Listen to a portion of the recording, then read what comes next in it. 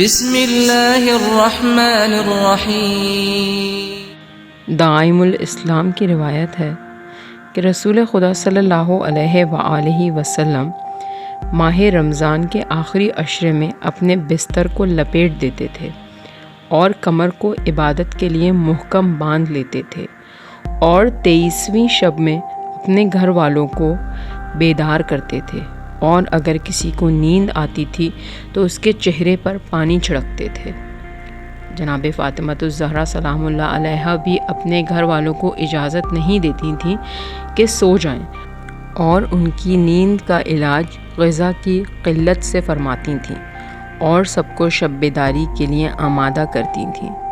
کہ دن میں آرام کر لیں تاکہ رات کو نیند نہ آئے اور بیدار رہیں، اور فرماتی تھیں کہ محروم وہی شخص ہے جو آج شب کی برکتوں سے محروم رہ جائے۔ روایت میں ہے کہ امام جعفر صادق علیہ السلام سخت مریض تھے، مگر جب 23ویں شب آئی تو آپ نے اپنے غلاموں کو حکم دیا اور وہ آپ کو اٹھا کر مسجد میں لے آئے، اور آپ صبح تک مسجد میں ہی رہے۔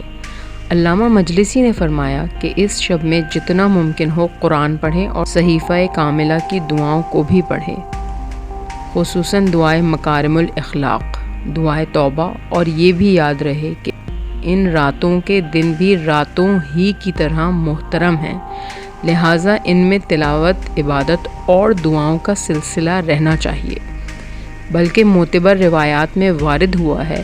کہ روز قدر بھی فضیلت میں مثل شب قدر ہے۔